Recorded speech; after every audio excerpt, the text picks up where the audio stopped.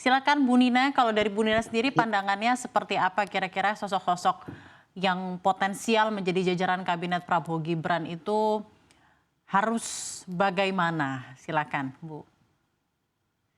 Iya, kalau saya melihatnya perlu Indonesia itu memerlukan orang yang profesional ya, jadi sangat meritokrasi. Diharapkan dia memahami bidangnya. Jadi misalnya kalau kita bicara Menteri BUMN, ini kita tahu penyakit di BUMN masih ada sampai sekarang yaitu korupsi gitu ya.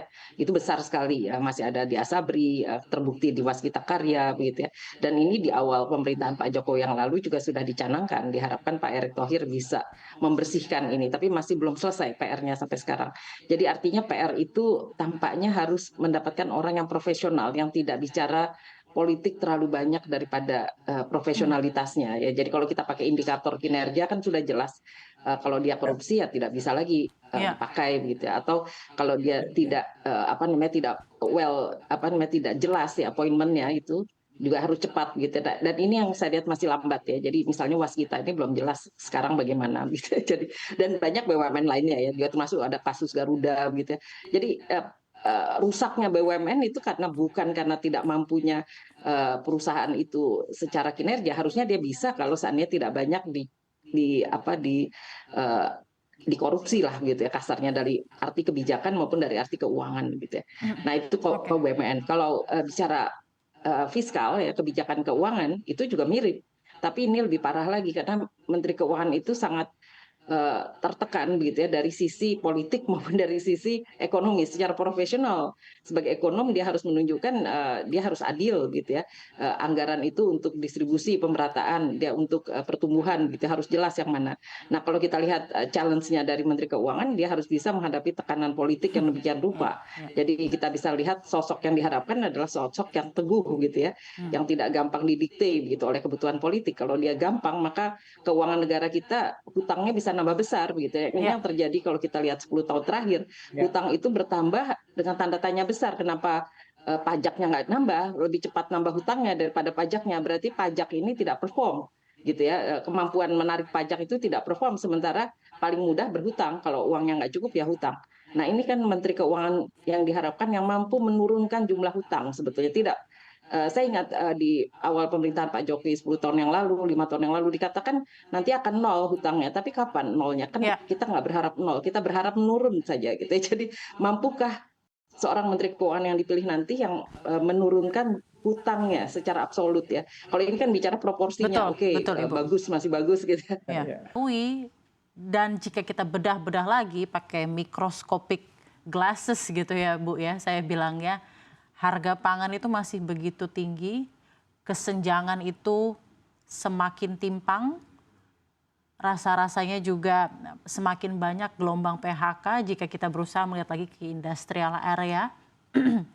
Nah ini PR-PR ini dari segi ekonomi secara keseluruhan siapa yang cocok menjadi dan mengisi posisi ini ke depannya agar ekonomi Indonesia tidak serta-merta baik dari segi makroekonominya saja, tapi juga lebih baik kepada sektor-sektor yang memang sangat-sangat memiliki dampak luar biasa untuk penghidupan masyarakat Indonesia di middle class dan lain-lainnya. Silakan, Bu.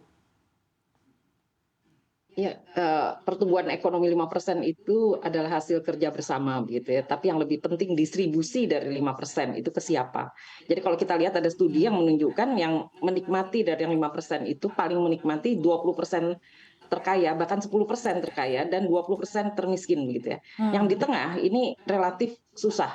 Apalagi yang 60 sampai 80% di 3 tahun 2019 sampai 2022 ini negatif ya pertumbuhan pendapatan, dalam arti yang pakai data Susenas ya, Survei Sosial Ekonomi Nasional. Jadi artinya kita mau bicara growth incidence-nya itu kenaikan dari pendapatannya negatif.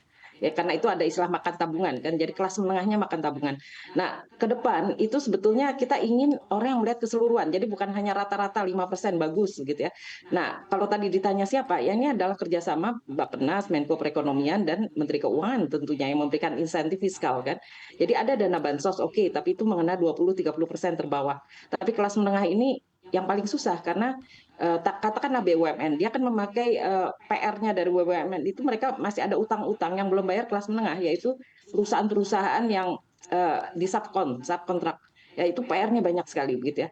Jadi saya ingin melihat dengan data makro dengan Susenas itu kelihatan lalu ke depan kebijakan fiskal seperti apa.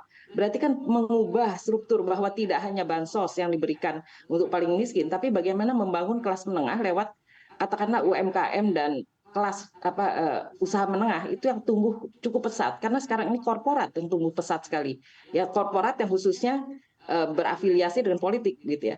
Nah ini menarik sebenarnya, BUMN adalah punya tugas di situ tetapi BUMN-nya juga tidak merata begitu ya. Jadi kalau kita lihat ini menariknya, ada BUMN yang harusnya karya tadi yang bisa menarik kelas menengah malah menjadi problem karena dia tidak bayar subkontraknya ya di situ. Sementara BUMN yang harusnya menjaga pangan yang tadi disebut harga pangan dan sebagainya, ada Bulog gitu ya, dan juga ada Kementerian Pertanian yang menjaga harga pangan, sekarang naik karena itu sudah diantisipasi akan naik. Jadi bansosnya sudah diberikan, tapi kelas menengahnya belum terdistribusi nih pangannya. Jadi selesai bansos dibagikan, lalu harga beras naik melonjak karena barangnya nggak ada. Lalu diberikan isu bahwa beritanya adalah ini akan naik memang karena defisit gitu. Jadi tambah naik dia kan, tambah hilang barangnya di pasar. Yang saya katakan ini kelas menengah bisa beli ini, tapi harganya jadi lebih mahal, makan tabungan lagi. Nah yang kelas bawah ini kalau nggak dapat bansos susah hidupnya. Ya jadi kita lihat belum selesai kontestasi pemilu sudah mengkhawatirkan ya. Nah ke depan kalau ingin ditanyakan siapa itu akan kita ingin adalah profesional ya. Jadi orang yang bisa memilah bahwa kebutuhan politiknya itu politik pangan untuk rakyat menengah bawah Hmm. gitu ya. Menengah atas mampu, oke. Tapi yang paling atas korporatisasi itu harus membayar pajak dengan adil. Karena yang dikejar-kejar tuh pajak biasanya kelas menengah ini gitu loh. Pajak hiburan atau ini kelas menengah. Pajak korporatnya bisa lari dia uangnya keluar begitu ya, ke tax haven country gitu. Nah, ini kan penting ya. Harus dilihat. Dari sisi APBN itu juga menarik. Ada BUMN, tapi ada yang perusahaan di dalam kementerian yang non BUMN yang menjadi pertanyaan sekarang. Katakan yang menangani food estate itu Agrinas dan PT Agrinas, yang menangani ke Menhan itu adalah TMI. Ya, jadi ini ada kira-kira 1.760 triliun ke depan gitu ya.